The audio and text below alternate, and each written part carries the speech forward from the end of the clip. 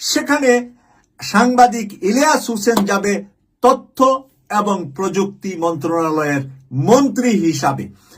আসসালামু আলাইকুম রহমতুল্লাহ। সাংবাদিক ইলিয়াস যে জামাতের বিরোধিতা শুরু করলো, সাংবাদিক ইলিয়াস কি জানে, পিনাকি দাদা কি জানে যে জামাত ইসলাম যদি এদেশের রাষ্ট্র ক্ষমতায় আসে তাহলে সাংবাদিক ইলিয়াসকে মন্ত্রী বানাবে, পিনাকি দাদাকে মন্ত্রী বানাবে? এরা কি তারা জানে? প্রিয় দর্শক, চাঞ্চল্যকর কিছু তথ্য আজকে আপনাদের সামনে ফাঁস করবে আমাদের ইউকে প্রবাসী জামাত ইসলামের একজন কর্মী বলেন, সদস্য বলেন, অনলাইন অ্যাক্টিভিস্ট বলেন, যাই বলেন না কেন, সৈয়দ মাসুক ভাই। তিনি এরকমই গুরুত্বপূর্ণ তথ্য ফাঁস করেছেন পিনাকি দাদা সম্পর্কে এবং ইলিয়াস সম্পর্কে। জামাত ইসলাম তাদের ভিতরকার যে খবরগুলো রয়েছে, তারা কিভাবে পিনাকিকে দেখে, কিভাবে সাংবাদিক ইলিয়াসকে দেখে, জামাত ক্ষমতা আসলে পারে তাদেরকে নিয়ে কী চিন্তাভাবনা আছে, রাষ্ট্রীয় কাজে কীভাবে তাদেরকে ব্যবহার করা হবে, এসব বিষয়ে কিন্তু জামাত ইসলাম আগেই নির্ধারণ করে রেখেছে। প্রিয় দর্শক, গোপন তথ্য ফাঁস করেছেন সৈয়দ মাসুক ভাই। চলেন প্রিয় দর্শক, আমরা তার কাছ থেকে এই তথ্যগুলো জেনে আসি। প্রিয় দর্শক, অনেক জল্পনা আর কল্পনার পরে এন্ড অব দ্য ডে ডাক্তার পিনাকি ভট্টাচার্য আর সাংবাদিক ইলিয়াস হোসেন জামাত রাষ্ট্র ক্ষমতায় গেলে দুজনই মন্ত্রী হবেন। এই বিষয়টা আভ্যন্তরীণভাবে অনেক কিছু আমার জানা থাকার কারণে আপনাদের সামনে আমি কিছু কথা এই বিষয়ে বলতে পারছি। প্রিয় দর্শক, ডাক্তার পিনাকি ভট্টাচার্য লম্বা সময় ধরে আপনারা দেখে আসছেন যে বাংলাদেশে ডাক্তার পিনাকি ভট্টাচার্যর ওয়াইফ ছিলেন ইবনে সিনা হাসপাতালের ডাক্তার।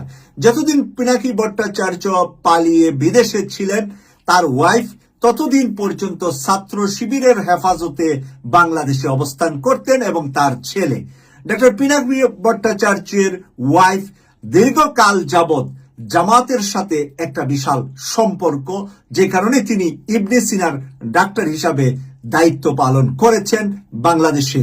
প্রিয় দর্শক, সেই ডাক্তার পিনাকি ভট্টাচার্যের ওয়াইফের কারণে ডাক্তার পিনাকি ভট্টাচার্য এগিয়ে গিয়েছেন জামাতের দিকে এবং সেই দৃশ্যপটটাও আমরা গত কয়েক মাস যাবৎ সিরিজ তার বক্তব্য থেকে এবং 24-এর গণ অভ্যুত্থানে তরুণদেরকে আগায় নিয়েছে। যেরকম ডাক্তার পিনাকি ভট্টাচার্য, এরকম ডাক্তার শফিকুর রহমান আজকেও ময়মনসিংহে তার জনসভায় বলেছে, আগামী সংসদে আমি তরুণদেরকে বেশি পার্টিসিপেট করতে দেখতে চাই, তরুণদেরকে পার্লামেন্টে আমি বেশি দেখতে চাই। এই কথা থেকে কি বোঝা যাচ্ছে? ডাক্তার পিনাকি ভট্টাচার্য কি তরুণ নয়? উনিও কিন্তু তরুণের মাঝেই রয়ে গিয়েছেন, কারণ ডাক্তার পিনাকি ভট্টাচার্য তেমন একটা কিন্তু বয়স হয় নাই। তরুণদের ভিতরে কিছু সিনিয়র, কিছু জুনিয়র থাকবে। আসিফ মাহমুদ, তারপরে যারা আছে ওরা যেরকম অনেকটাই তরুণ, আর পিনাকি ভট্টাচার্য যেরকম বড় ভাই আর ওরা যেরকম ছোট ভাই।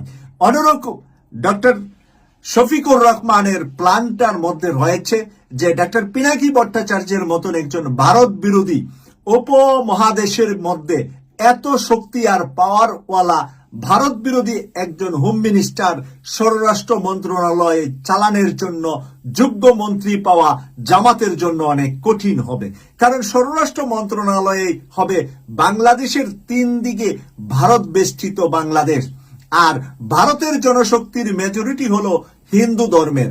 আর ডাক্তার পিনাকি ভট্টাচার্য নিজে যেহেতু হিন্দু ধর্মের, সেহেতু তার চুক্তি, তার কার্যক্রম পরিচালনা করতে অনেকটাই সহজ হবে ভারতের সাথে, কারণ তাদের মন মানসিকতা এবং তাদের সাথে লিয়াজু করা এবং বাংলাদেশের বর্ডারটাকে নিরাপদে রাখার জন্য ডাক্তার পিনাকির উপরে বর্তমান সময়েও আমরা বহুবার বলেছি ডক্টর ইউনূস স্যারকে যে পিনাকিকে নিয়ে যেন স্বরাষ্ট্রমন্ত্রী বানানো হয়। আসলে কেন বানানো হচ্ছে না, তার অর্থ হলো যে একটা দীর্ঘ সময়ের সরকারের জন্য পিনাকি ভট্টাচার্যকে রেখে দিয়েছেন জামাতের আমির, এবং সেখানে সাংবাদিক ইলিয়াস হোসেন যাবে তথ্য এবং প্রযুক্তি মন্ত্রণালয়ের মন্ত্রী হিসাবে। আমরা দেখছি যে আমরা অনেকেই কন্টেনার বানাই, অনেকেই অনলাইন সোশ্যাল মিডিয়ায় কথা বলি, অনেকেই ভিডিও বানাই, কিন্তু সাংবাদিক ইলিয়াস হোসেনের মতো তথ্যভিত্তিক ভিডিও আর কারো এর চাইতে ভালো কোয়ালিটির কেউ দিতে পারছে বলে আমি বিশ্বাস করি না। ডাক্তার পিনাকি ভট্টাচার্য অনেক চমৎকার, অনেক আলোচনা করেন। পিনাকি যাকে ধরে তাকে উলঙ্গ করে ফেলে, তার আর কোনো রাজনীতিতে কেরিয়ার থাকে না। অস্তিত্ব থাকে না।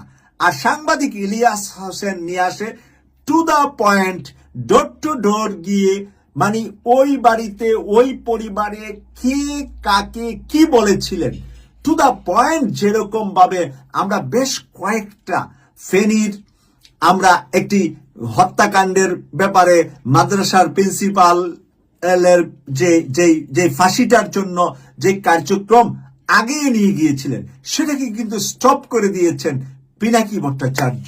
আমরা চট্টগ্রামে দেখছি যে পুলিশের এসপি বাবুলের বউ হত্যা, সেই বিষয়টাও কিন্তু স্থগিত করে বাবুলকে মুক্ত করে ফেলেছেন সাংবাদিক ইলিয়াস হোসেন। তার যে তথ্যগুলা থাকে, টু দা পয়েন্ট যে তথ্যগুলা থাকে, সেই তথ্যগুলার কারণে সরকার, আইন, আদালত সেটার সাথে কোনো ধরনের কন্ট্রাডিকশনে আর যেতে পারে না।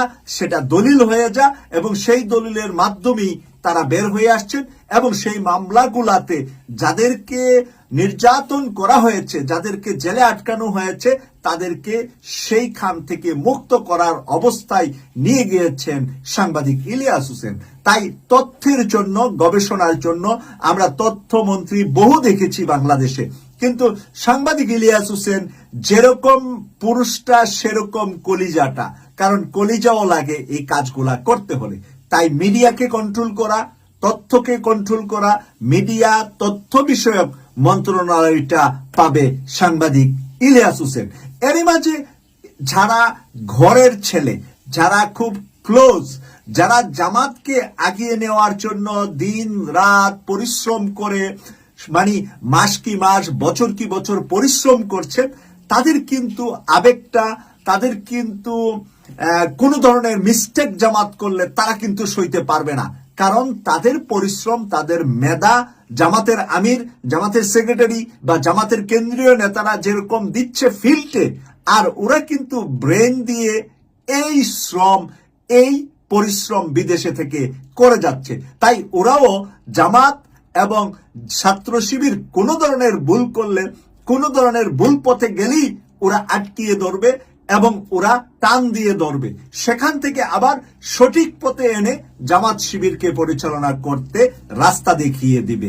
এটা হলো নিজের ঘরের ভিতরে কিছু কমান্ডো লোক থাকতে হবে।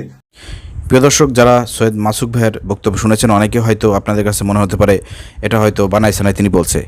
মনে রাখবেন যে সৈয়দ মাসুক ভাইয়ের সঙ্গে জামাতের উচ্চ পদস্থ কেন্দ্রীয় পর্যায়ের নেতাকর্মীদের সঙ্গে তার যোগাযোগ রয়েছে, কথাবার্তা হয় এবং তাদেরকে বিভিন্ন সময় লাইভে এনে তিনি লাইভ আলোচনা করেন।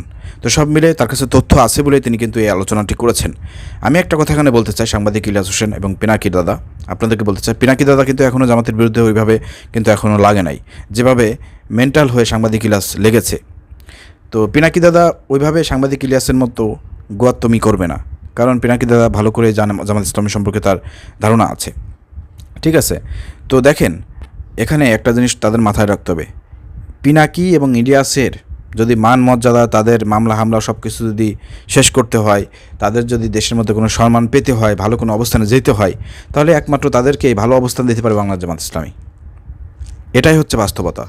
দেখেন এই যে এই 15 বছর ধরে তারা ফ্যাসিবাদের বিরুদ্ধে লড়াই করলো, সংগ্রাম করলো, 5 আগস্ট ঘটনা ঘটে গেছে, আওয়ামী লীগের পতন হয়ে গেছে, ফ্যাসিবাদের পতন হয়েছে, পিনাকির মামলা এখনও খালাস হয় নাই, ইলিয়াসের মামলা এখনও খালাস হয় নাই, হয়েছে হয় নাই। বিএনপি তাদের জন্য কিছুই করতে পারে নাই, বিএনপিও ক্ষমতা আসলে পারে তাদেরকে নিয়ে কোনো কিছু ভাববে না। ইতিমধ্যে আপনারা জানেন যে বিএনপির লোকজন, বিএনপির কেন্দ্র পর্যায়ে মির্জা আব্বাস সহ পিনাকির বিরুদ্ধে, ইলিয়াসের বিরুদ্ধে অনেক বক্তব্য দিয়েছে। তো বুঝতেই পারতেছেন দা কুমড়ার একটা সম্পর্ক। অর্থাৎ বিএনপি ক্ষমতা আসলে পারে আপনারা কিছুই পাবেন না, আওয়ামী লীগ আসলে তো পাবেনই না, জামাত আসলে পারে আপনাদের পাওয়ার সম্ভাবনা আছে 100%। এবং জামাত আপনাদেরকে নিয়ে চিন্তা করে, যারা সৈয়দ মাসুক ভাই বলেছেন তথ্যমন্ত্রী হিসেবে সাংবাদিক ইলিয়াস কিন্তু পারফেক্ট। আর স্বরাষ্ট্রমন্ত্রী হিসেবে আপনার পিনাকি দাদার কথা বলা হয়েছে, এটার সঙ্গে আমি একমত না, কারণ স্বরাষ্ট্রমন্ত্রী সেটা জামাত ইসলামের মধ্যে থেকেই হবে। কিন্তু পিনাকি দাদাকে আমি মনে করি জামাত চিন্তাভাবনায় আছে যে বাংলাদেশি হিন্দু সম্প্রদায় এবং ভিন্ন ধর্ম অবলম্বীদের সম্প্রদায়ের ভিত্তিক যে মন্ত্রণালয় আছে সেগুলো দায়িত্ব তাকে দেবে, এটা মাস্ট বি দেবে আমি বিশ্বাস করি। কারণ গুণী ব্যক্তিদের সম্মান যদি জামাত ইসলাম না করে তাহলে কিন্তু আশা করি মানে এটা ভালো ফল হবে না, জামাতের জন্য ভালো ফল হবে না। তো সেই জায়গা থেকে সেই জায়গা থেকে সাংবাদিক ইলিয়াস পিনাকি দাদার একটু চিন্তা ভাবনা করা দরকার যে এই দেশের মধ্যে কারা যোগ্যতম, কারা তাদের মানমর্যাদা দিতে পারবে, কারা তাদেরকে সম্মান করে, এসব হিসাব নিকাশ করে কথা বলা দরকার ছিল সাংবাদিক ইলিয়াসের। কিন্তু মাথামোটা ইলিয়াস হোসেন অবশেষে রাগকে নিয়ন্ত্রণ করতে না পেরে সে এই ধরনের সিদ্ধান্ত কেন নিল আমার জানা না। পিনাকি দাদাকে বলবো যে সাংবাদিক ইলিয়াস হোসেনের সাথে কথা বলে তাকে একটু বোঝানোর চেষ্টা করেন। আমরা চাই না যে সাংবাদিক ইলিয়াস হোসেনের বিরুদ্ধে ভিডিও বানাই, তার মিথ্যা ভিত্তিহীন অভিযোগের জবাব দিই এবং তিনি মিথ্যা ভিত্তিহীন অপপ্রচার করে জামাতের বিরোধিতা করে তিনি জনগণের কাছে হেয় প্রতিপন্ন হোক, তিনি ঘৃণার পাত্র হোক, তার শেষ জীবন খারাপ হোক, এটা আমরা চাই না। আমরা চাই তিনি যেহেতু দীর্ঘদিন ধরে আন্দোলন সংগ্রাম লড়াই করেছেন, তিনি মান সম্মান নিয়ে এদেশে আসবেন, ফিরে আসবেন, ভালো দায়িত্ব পালন করবেন, রাষ্ট্রীয় দায়িত্ব পালন করবেন এবং শেষ পর্যন্ত মানুষ তাকে ভালোবাসবে, এটাই আমরা চাই। আশা করি বুঝতে পেরেছেন। ভিডিও শেয়ার করে দেবেন। আসসালামু আলাইকুম রহমতুল্লাহ।